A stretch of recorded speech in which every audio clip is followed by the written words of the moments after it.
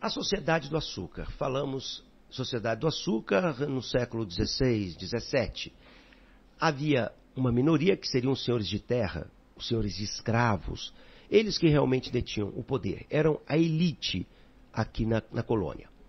Elementos livres passavam, estavam nessa sociedade, faziam parte, não como uma camada social, mas permeando essa sociedade. Podemos considerar que a Sociedade do Açúcar ela tinha basicamente senhores e escravos. Esses escravos como maioria e os senhores de terra como os ricos proprietários. Nós podemos ver que esses dois elementos eles são claros, são definidos.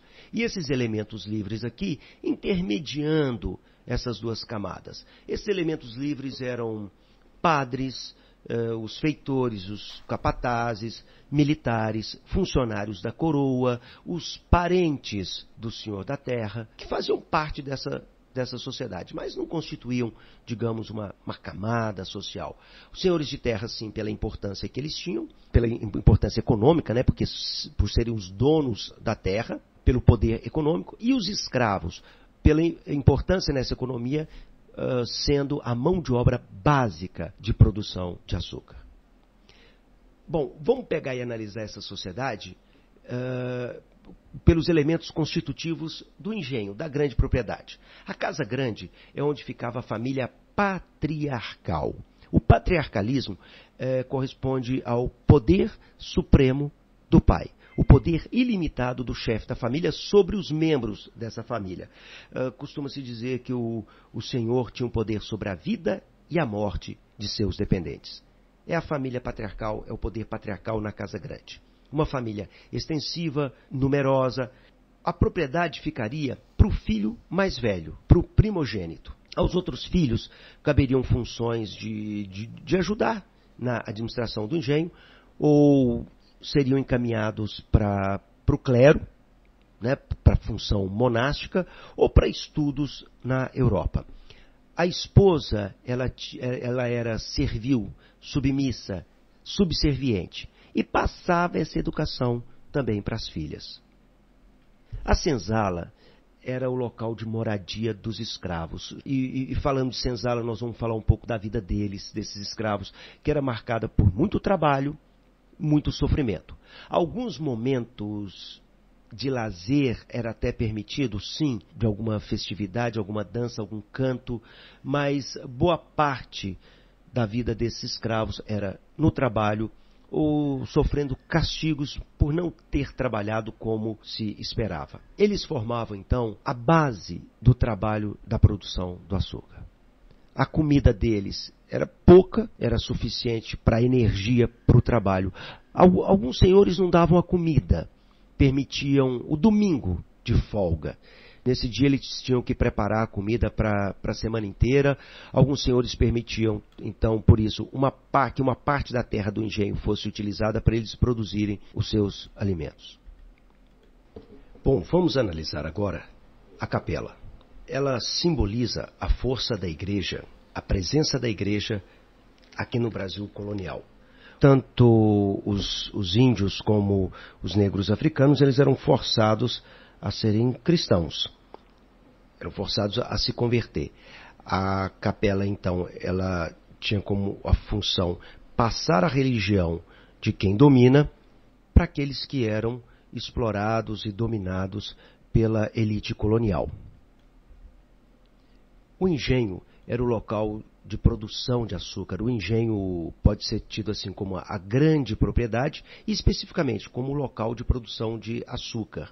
Havia engenhos mais simples, movidos a tração animal, o chamado engenho de trapiche, como engenhos que a gente vê que possuía uma roda d'água, o chamado engenho real, muito caro. Não era qualquer engenho que tinha esse maquinário todo. A gente pode perceber aí, olha, a presença de animais no engenho, que era importante para dar o leite, a carne, mas principalmente como força motriz nesse engenho.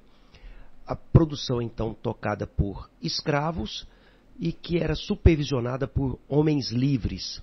Cada grupo de escravo numa etapa de produção tinha um homem livre supervisionando. O caldeireiro, o purgador, o tacheiro.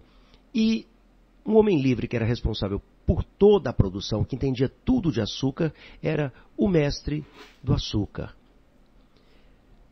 A vida do escravo, ela induzia a fuga, a resistência e a fuga. Os escravos resistiam de várias formas, matando o filho que nascesse, tentando tirar a vida do feitor, do senhor de engenho, tirando a própria vida deles, o suicídio. Então, são formas variadas de resistência, mas a mais notória foi a fuga. A fuga e a formação de quilombos. Quilombos eram, então, aldeamentos de negros fugidos, e o mais importante de todos foi o Quilombo dos Palmares, que, de fato, foram várias aldeias, vários quilombos. Ocupava aí uma área de uns 150 quilômetros de comprimento por 50 de largura. Ficava ali entre Pernambuco e Alagoas, na chamada Serra da Barriga.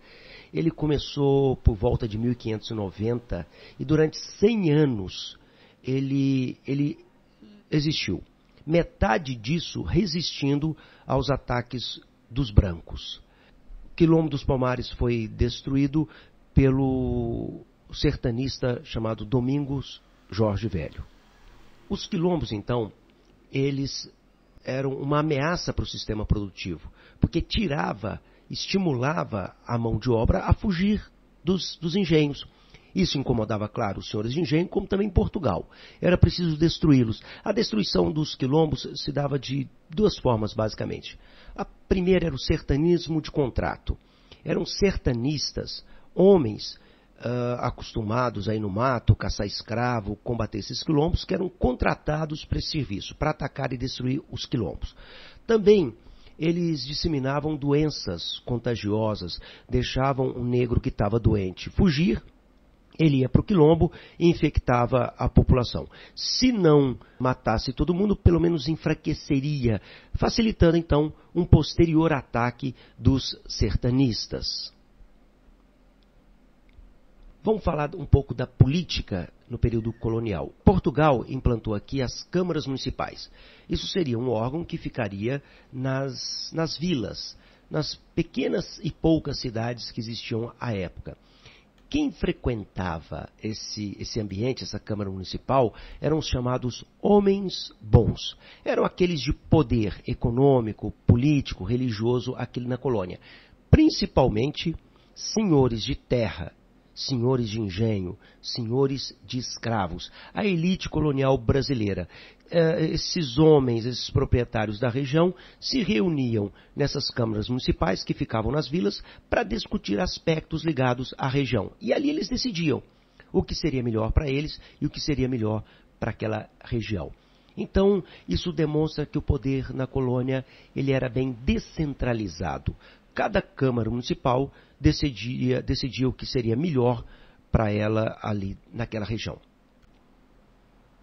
Bom, o sistema de capitanias ele acaba fracassando, como ele foi montado.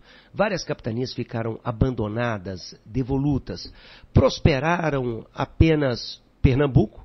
Pernambuco realmente prosperou, a posição geofísica de Pernambuco era interessante, muito mais próxima da metrópole, se dedicou à produção de açúcar, teve uma ótima administração, então atraiu muita gente, teve uma produção de açúcar, o desenvolvimento de engenhos considerável. Uma outra região que mais sobreviveu do que prosperou, uma outra capitania, foi a de São Vicente. Mas pelo apoio da coroa, porque ali que começou a colonização. Então a coroa mandava navios para lá, para dar uma assistência ao Martim Afonso de Souza. Agora, do resto, as capitanias ficaram muito abandonadas. Isso equivale a dizer que o sistema, do jeito que estava, não estava funcionando. Precisava reverter o jogo. Foi aí que Portugal implantou, em 1548, o governo geral. Manda um governador geral para cá. Escolhe a capitania da Bahia como sede, funda lá a cidade de Salvador. A cidade de Salvador foi fundada para ser sede do governo geral. A intenção era dar mais eficiência aos engenhos, a essas capitanias, proteger o território de invasores e a intenção era centralizar o poder. O que os governadores gerais não terão muito sucesso por conta da atuação das câmaras municipais, que descentralizavam. Embora o governador geral tivesse formalmente o poder central, de fato, na colônia, quem vai exercer o poder político são os homens bons, por meio das câmaras municipais. Mas a implantação do governo geral, ela fez com que capitães donatários deslocassem para o Estado poderes, mas também atribuições. Então, coisas que os capitães donatários eram obrigados a fazer, agora o Estado geral que abarca isso, como, por exemplo, a proteção das terras. Mas também eles se ressentem, porque eles perdem status, eles perdem poder, e muitos capitães donatários acabam resistindo a esse governo geral.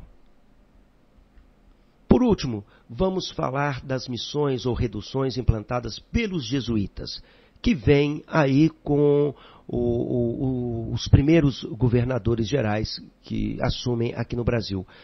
Essas missões jesuíticas são redutos desses jesuítas, são aldeias que eles atraem os índios, acabam protegendo esses índios da escravização dos brancos. Nessas missões, os jesuítas vão ensinar os índios a falar, a escrever o português e tentarem, o máximo possível, evangelizar, passar a religião católica para esses índios. Acaba que os jesuítas, num certo momento, eles até atrapalham interesses de alguns colonos que queriam escravizar esses índios.